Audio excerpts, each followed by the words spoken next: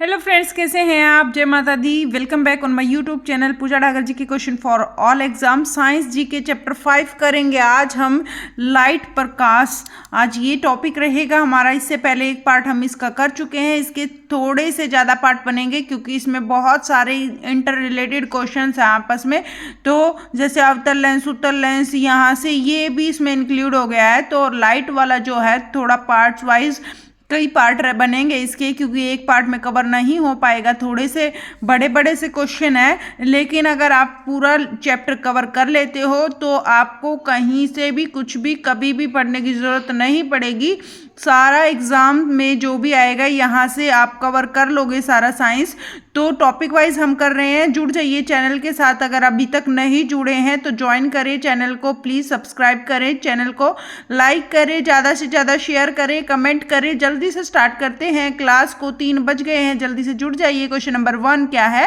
Question number 1 है हमारा, दंत विशेषज्ञ का शीशा होता है। तो दंत विशेषज्ञ का शीशा होता है, यह होता है नतोदर शीशा या वर्तुलाकार शीशा या फिर उन्नतोदार शीशा या फिर सादा शीशा। कैसा शीशा होता है दंत विशेषज्ञ का शीशा? कैसा शीशा होता है?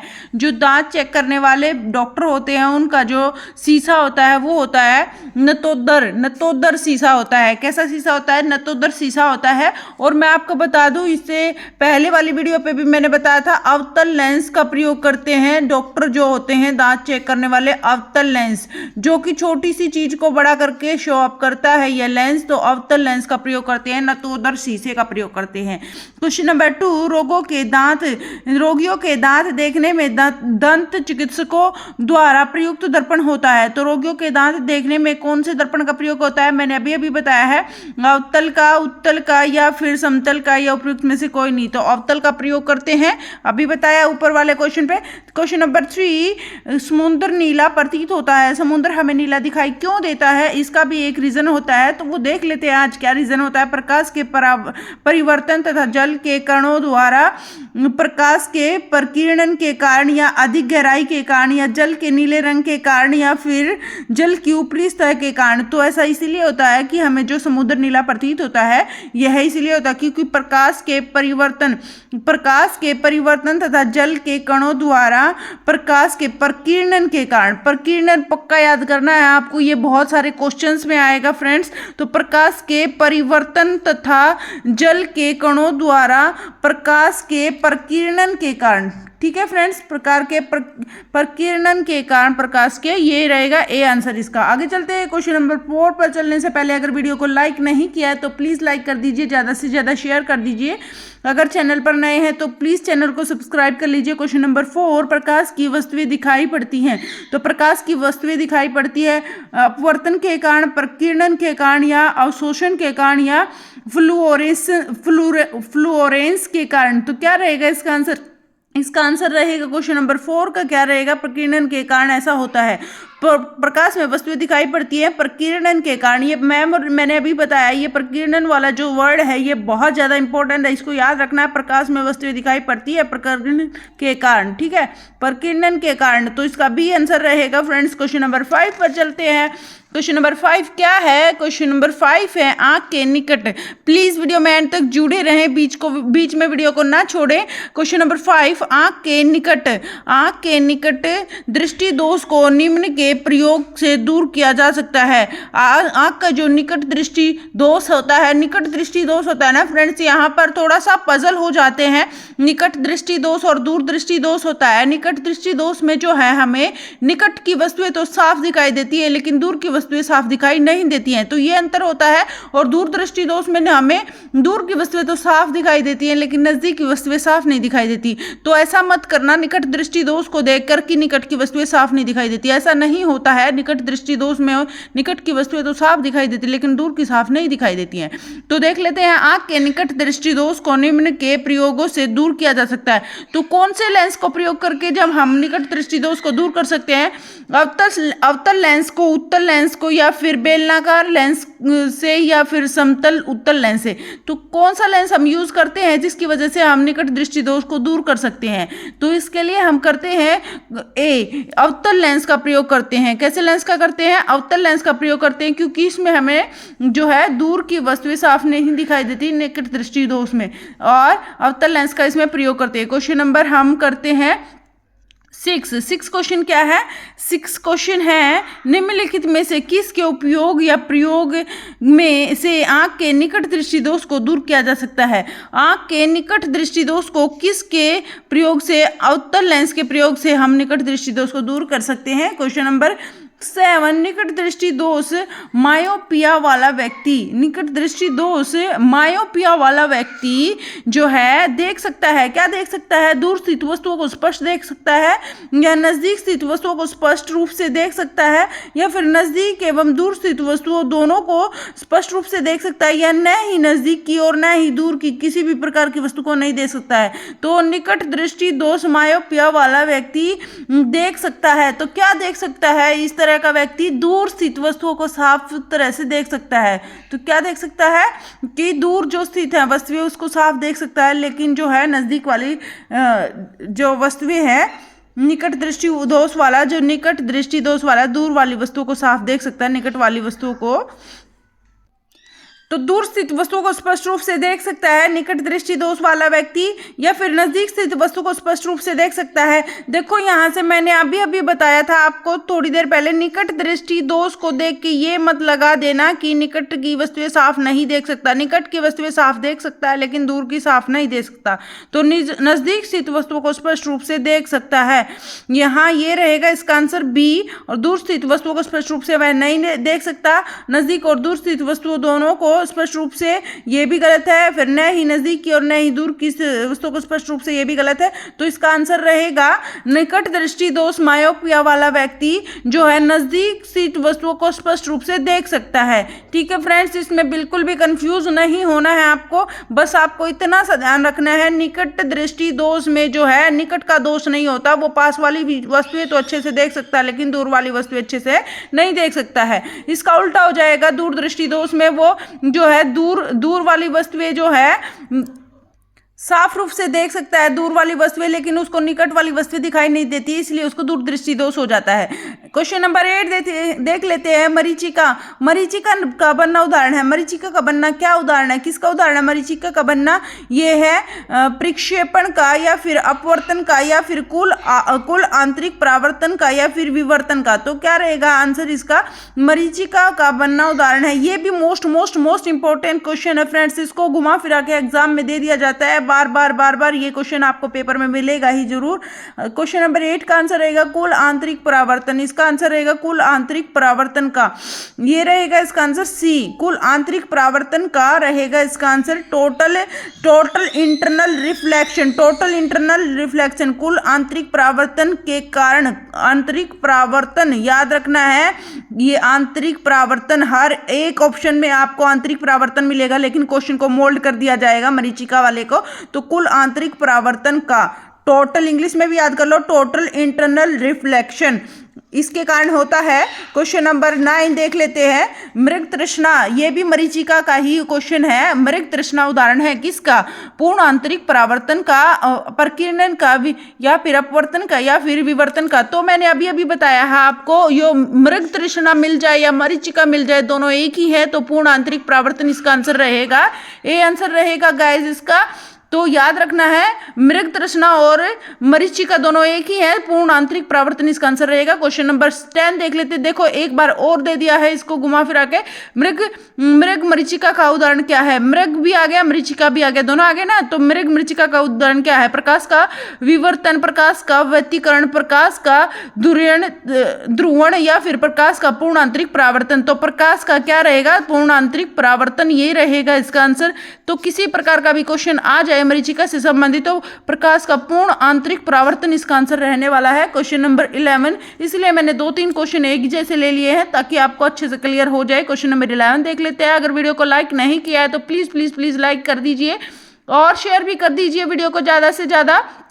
चैनल पर नए हैं तो प्लीज़ प्लीज़ प्लीज़ सब्सक्राइब भी कर लीजिए चैनल को। क्वेश्चन नंबर 11, क्योंकि साइंस के हम टॉपिक वाइज सारी प्रैक्टिस करेंगे, ये सारे ऑब्जेक्टिव टाइप क्वेश्चन है, सारे के सारे एमसीक्यू क्वेश्चन है, जिससे आपकी केवल प्रैक्टिस होएगी। और छोटे क्वेश्चन आजकल एग्जाम में नहीं देते हैं, टाइम कंज्यूमिंग क्वेश्चन आजकल आ रहे हैं एग्जाम में, ऐसे बड़े बड़े क्वेश्चन, लेकिन अगर आपको कंसेप्ट क्लियर है तो इजीली आप उसको सोल्व कर पाओगे। तो केवल क्वेश्चंस की प्रैक्टिस करते हैं, क्वेश्चंस में से हम कंसेप्ट को क्लियर कर लेते हैं क्वेश्चन की हेल्प से। एक ही जैसे दो तीन क्वेश्चन करके हम इजीली आपको कंसेप्ट क्लियर करा देते हैं। तो प्लीज़ वीडियो को लाइक करें ज़्यादा से ज़्यादा। चैनल पर अगर ज्वाइन नहीं किया तो प्लीज़ चैनल को ज्वाइन कर लीजिए। डेली हमारी 3 से 3:30 क्लास होती है ये, और एक 8 से 8:40 होती है, वो जीके क्लास रहती है हमारी। अभी लूसेंट जीके रिसेंटली चल रहा है, 1000 क्वेश्चन डेली, यानी 1000 क्वेश्चन की सीरीज चल रही है, डेली 100 क्वेश्चन करते हैं, उसमें हमारे 8 पार्ट हो चुके हैं। तो शाम को 8 से 8:40 पर भी आप ज्वाइन करें प्लीज़। क्वेश्चन नंबर 11 देख लेते हैं। वीडियो को लाइक कर दीजिए। निम्नलिखित कथनों में से कौन सा सही नहीं है? तो इनमें से कौन सा सही नहीं है? ये सही नहीं वाले हैं, बिल्कुल ध्यान से पढ़ना होता है। इसमें से एक तो सही नहीं होता है, बाकी 3 सही होते हैं। तो देख लेते हैं एक बार क्या सही है क्या नहीं है। ए, सर्च लाइट में अवतल दर्पण प्रयुक्त होता है। सर्च लाइट में अवतल दर्पण प्रयुक्त होता है। हाँ, सर्च लाइट में अवतल दर्पण प्रयुक्त होता है, क्योंकि जो अवतल का अगर आपको कंसेप्ट क्लियर हो गया ना तो आपके ऑलमोस्ट सारे क्वेश्चन सही हो जाएंगे अवतल उत्तल लेंस से। तो अवतल दर्पण मतलब जो छोटी सी चीज को बड़ा करके दिखाता है, तो सर्च लाइट में अवतल दर्पण का प्रयोग होता है, ये बिल्कुल सही है। मृग तृष्णा एक प्रकाशीय भ्रम है जो कि प्रकाश के पूर्ण आंतरिक परावर्तन के कारण होता है, ये भी बिल्कुल सही है, मैंने अभी करवाया है, ये वाला बिल्कुल सही है। क्वेश्चन नंबर 11 का सी पार्ट देख लेते हैं। गर्मी में सामान्यतः यह सफेद तथा हल्के रंग वाले कपड़े गाढ़े रंग के कपड़े की तुलना में वरीय माने जाते हैं, बिल्कुल सही है। सफ़ेद है गर्मियों में ज़्यादा हमें संतुष्टि देते हैं, जबकि ये जो दूसरे डार्क कलर होते हैं ये हमें गर्मी जो है महसूस होती है इन कपड़ों में, तो ये भी बिल्कुल सही है। एक छोटे छिद्र वाला उत्तल दर्पण जो है डॉक्टरों के द्वारा रोगियों के कान, नाक, आँख और गले की जाँच के लिए प्रयोग करते हैं। नहीं, ऐसा कुछ नहीं है, क्योंकि उत्तल दर्पण जो है वो छोटा प्रतिबिंब बनाता है, लेकिन जो अवतल दर्पण बड़ा प्रतिबिंब बनाता है। तो इसीलिए हमने क्या किया है, हमने ये पहले से कंसेप्ट क्लियर कर लिया है। यहाँ पर अवतल लेंस या अवतल दर्पण आएगा, क्योंकि हमने पहले ही क्वेश्चन में किया था इसका। डॉक्टर जो है वो अवतल दर्पण का प्रयोग करते हैं, अवतल लेंस का प्रयोग करते हैं। क्वेश्चन नंबर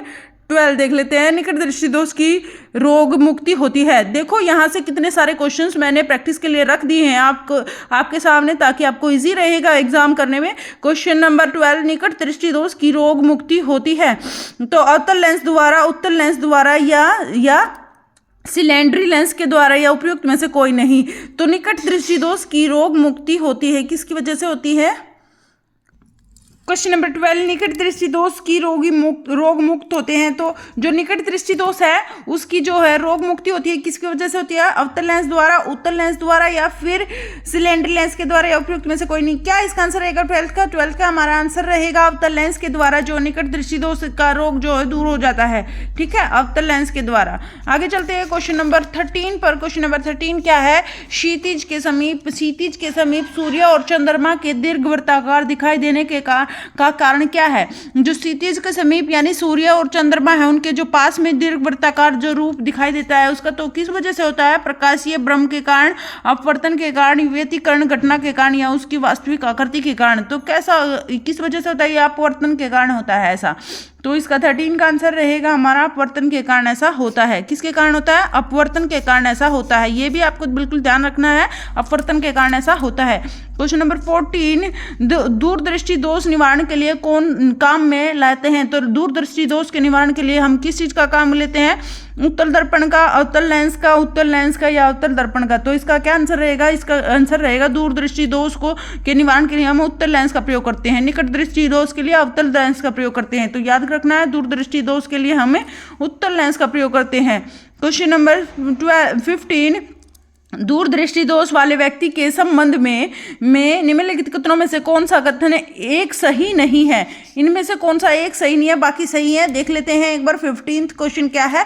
लेंस का नाभ्यंतर अधिक होता है, या व्यक्ति दूर के पिंडों को स्पष्ट देख सकता है, या फिर निकट के पिंडों का प्रतिबिंब रेटिना के पीछे फोकस होता है, या इस दोष को ठीक करने के लिए अवतल लेंस का उपयोग किया किया जाता है। तो जो दूरदृष्टि दोष है उसके लिए हम अवतल लेंस का प्रयोग नहीं करते, अभी किया हमने उत्तल लेंस का प्रयोग करते हैं, तो अवतल लेंस का हम इसमें प्रयोग नहीं करते हैं, इसीलिए यह है हमारा गलत हो गया। तो इस दोष को ठीक करने के लिए हम उत्तल लेंस का प्रयोग करते हैं, अवतल का नहीं करते हैं। तो ये रहेगा इसका आंसर गाइस 15 का डी आंसर रहेगा। इससे पहले देखो, इससे ऊपर वाले देख लो, जो सही वाले हैं वो भी याद कर लो थोड़े से। लेंस का नाभ्यंतर अधिक होता है, लेंस का नाभ्यंतर अधिक होता है, व्यक्ति दूर के पिंडों को स्पष्ट देख सकता है, व्यक्ति दूर के पिंडों को स्पष्ट देख सकता है, निकट के पिंडों का प्रतिबिंब रेटिना के पीछे फोकस होता है। ठीक है फ्रेंड्स, तो इसका ये आंसर रहेगा क्वेश्चन नंबर हमारा 16 आएगा। क्या है? प्रकाश का रंग। प्रकाश का रंग निर्भर करता है, प्रकाश का रंग किस पर निर्भर करता है? तरंग दैर्ध्य पर, तीव्रता पर, या आवृत्ति पर, या इसमें से कोई नहीं। तो प्रकाश का रंग किस चीज पर निर्भर करता है? ये करता है हमारा 16 का आंसर आएगा तरंग दैर्ध्य पर निर्भर करता है। प्रकाश का रंग निर्भर करता है तरंग दैर्ध्य पर, प्रकाश का रंग निर्भर करता है तरंग दैर्ध्य पर। याद रखना है प्रकाश का रंग किस पर निर्भर करता है? तरंग दैर्ध्य पर। क्वेश्चन नंबर 17 देख लेते हैं। प्लीज वीडियो में एंड तक जुड़े रहें। क्वेश्चन अच्छे लगे तो प्लीज वीडियो को लाइक करें, ज्यादा से ज्यादा शेयर करें। चैनल पर नए हैं तो प्लीज प्लीज प्लीज चैनल को सब्सक्राइब भी कर लीजिए, क्योंकि टॉपिक वाइज हम साइंस कर रहे हैं तो सारे टॉपिक कवर करेंगे एमसीक्यू क्वेश्चंस के साथ, केवल प्रैक्टिस सेट्स लगेंगे हमारे। तो क्वेश्चन नंबर 17 देख लेते हैं। क्वेश्चन नंबर 17 क्या है? दृष्टिपटल रेटिना पर जो चित्र बनता है, दृष्टिपटल रेटिना पर जो चित्र बनता है वह वस्तु से छोटा होता है, वह सीधा होता है, या फिर वह वस्तु के बराबर होता है परंतु उल्टा होता है, या फिर वह वस्तु से छोटा होता है और उल्टा होता है, या फिर वह वस्तु के बराबर होता है या सीधा होता है। तो क्या इसका आंसर रहेगा फ्रेंड्स? क्वेश्चन नंबर 17 का वह छोटा होता है परंतु उल्टा होता है, यह आंसर रहेगा इसका। वह छोटा होता है परंतु उल्टा होता है, सी आंसर रहेगा। याद कर लो इसको। वह वस्तु से कैसा होता है? दृष्टिपटल रेटिना पर जो है वस्तु से छोटा सा प्रतिबिंब बनता है और उल्टा होता है, उल्टा होता है तभी हमें सीधा दिखाई देता है। तो इसका आंसर रहेगा वह वस्तु से छोटा होता है, रेटिना पर जो प्रतिबिंब बनता है वह वस्तु से छोटा। तो मोस्ट इंपॉर्टेंट क्वेश्चन है फ्रेंड्स, यहाँ से इसका ही कंसेप्ट क्लियर हो जाता है। दृष्टिपटल या रेटिना पर जो चित्र बनता है वो कैसा बनता है? वह वस्तु से छोटा होता है। वस्तु से कैसा होता है? वस्तु से छोटा होता है रेटिना पर जो प्रतिबिंब बनता है, और उल्टा होता है। वस्तु से छोटा और उल्टा होता है, याद रखना है बिल्कुल आपको, छोटा और उल्टा होता है। क्वेश्चन नंबर 18, निम्नलिखित में से किस परिघटना का उपयोग ऑप्टिकल फाइबर में किया जाता है? तो निम्नलिखित में से किस परिघटना का उपयोग ऑप्टिकल फाइबर में, ऑप्टिकल जो फाइबर होती है फाइबर में किया जाता है? अपवर्तन व्यतिकरण, पूर्ण आंतरिक परावर्तन, या ध्रुवण। तो क्या इसका आंसर रहेगा गाइस? 18 का क्या आंसर रहेगा? पूर्ण आंतरिक परावर्तन का जो है यहाँ पर रहेगा इसका आंसर पूर्ण आंतरिक परावर्तन। निम्नलिखित में से किस परिघटना का उपयोग जो है ऑप्टिकल फाइबर में किया जाता है? पूर्ण आंतरिक परावर्तन का उपयोग ऑप्टिकल फाइबर में किया जाता है, पूर्ण आंतरिक परावर्तन। आगे चलते हैं क्वेश्चन नंबर 19, निम्नलिखित कथनों पर विचार करें। निम्नलिखित कथनों पर हमें विचार करना है और बताना इनमें से कौन सा कथन सही है। तो इनमें से कौन से कथन सही है तो देख लेते हैं एक बार शुरू से, इसमें कौन से कथन सही हैं देखते हैं। तंतु प्रकाशिकी पूर्ण आंतरिक परावर्तन सिद्धांत पर आधारित है। तंतु प्रकाशिकी जो है वह पूर्ण आंतरिक परावर्तन जो अभी किया था पूर्ण आंतरिक परावर्तन पर आधारित है। यह है। आगे चलते हैं। बी, प्रकाशिकी तंतु संचार तंत्र में ऊर्जा उपयोग अत्यधिक होता है, या फिर प्रकाशीय तंतु संचार रेडियो आवर्ती अवरोध से मुक्त होता है, या फिर भारत में प्रकाशिकी तंतु के निर्माण में रिलायंस उद्योग समूह संबंध है। तो रिलायंस उद्योग समूह संबंध है। तो क्या इसका आंसर रहेगा क्वेश्चन नंबर 19 का? देखते हैं 1 2 3 या 1 3 4 सही है, या फिर 1 2 4 सही है, या फिर 2 3 4 सही है। तो इसका क्या आंसर रहेगा? इसका आंसर रहेगा 1 3 4 सही है। एक बार फिर से देख लेते हैं 1 2 3। इसमें सेकंड वाला हमारा गलत है, गलत वाला देखते हैं पहले। तो प्रकाशीय तंतु संचार तंत्र में ऊर्जा उपयोग अधिक होता है। प्रकाशीय तंतु संचार तंत्र में ऊर्जा का उपयोग अत्यधिक नहीं होता है, इसीलिए ये हमारा गलत हो गया। याद रखना ये भी आपको अत्यधिक नहीं होता है, ऊर्जा का प्रयोग कम होता है। और तंतु ये भी देख लेते हैं। तंतु प्रकाशीय पूर्ण आंतरिक परावर्तन सिद्धांत पर आधारित है। जो ये तंतु प्रकाशीय जो है यह जो है पूर्ण आंतरिक परावर्तन पर आधारित है। याद हो गया होगा। प्रकाशीय तंतु और किस चीज पर? संचार, रेडियो आवृत्ति अवरोध से मुक्त होता है। तो हर चीज से मुक्त होता है, संचार से, रेडियो आवृत्ति से, इन सब से मुक्त होता है तंतु, प्रकाशीय तंतु। और भारत में प्रकाशीय तंतु के निर्माण में रिलायंस उद्योग समूह संबंध है। तो जो प्रकाशीय तंतु उसके निर्माण में कौन संबंध है? रिलायंस उद्योग समूह संबंधित है। तो आई होप समझ में आ गया होगा आपको अच्छे से। तो ये ज्यादा प्रकाश नहीं लेता, इसलिए हमारा बी वाला ऑप्शन गलत है, तो ये छोड़ दिया है हमने। 1, 3, 4 इसका आंसर रहेगा। क्वेश्चन नंबर 20, आंख में संकेंद्रण होता है। आंख में संकेंद्रण होता है लेंस की आगे पीछे गति द्वारा, या लेंस की उत्तलता में परावर्तन द्वारा, या रेटिना के आगे पीछे गति द्वारा, या आंख के तरल के अपवर्तनांक से परिवर्तन द्वारा। तो क्या इसका आंसर रहेगा? क्वेश्चन नंबर 20 का क्या आंसर रहेगा? इसका आंसर रहेगा लेंस की उत्तलता में परिवर्तन द्वारा। जो हमारे लेंस है उसकी जो उत्तलता होती है उसमें जब परिवर्तन होता है तो ऐसा होता है, आकाश में संकेंद्रण होता है लेंस की उत्तलता में परिवर्तन के कारण। लेंस की उत्तलता में परिवर्तन के कारण ऐसा होता है आकाश में संकेंद्रण। क्वेश्चन नंबर आंख में संकेंद्रण, इसका रहेगा क्वेश्चन नंबर 21 क्या है? मनुष्य की आंख में प्रकाश तरंगे किस स्थान पर स्नायु उद्वेगों में परिवर्तित होती है? तो कौन से स्थान पर स्नायु उद्वेगों में परिवर्तित होती है? जो आंख होती है, आंख में जब प्रकाश जाता है, प्रकाश तरंगे, तो किस स्थान पर स्नायु उद्वेगों में परिवर्तित होती है? तो नेत्र तारा में, या फिर कनिकिया, या कॉर्निया में, या फिर अक्सपटल रेटिना में, या फिर लेंस में। तो ये जो प्रकाश जाता है तो ये जो होती हैं, तो सी आंसर रहेगा इसका। रेटिना पर ऐसा सब कुछ होता है, तो अक्सपटल या रेटिना इसका आंसर रहेगा। सी आंसर रहेगा इसका। कथन देख लेते हैं और कारण देख लेते हैं। कथन क्या है? खतरे का जो सिग्नल है लाल रंग का बनाया जाता है और लाल रंग का प्रकीर्णन सबसे कम होता है। तो खतरे का जो सिग्नल है वो लाल रंग का बनाया होता है, ये तो बिल्कुल सही है। और जो लाल रंग का है प्रकीर्णन सबसे कम होता है, ये भी बिल्कुल सही है। लाल रंग का प्रकीर्णन सबसे कम होता है, बिल्कुल याद रखना है आपको।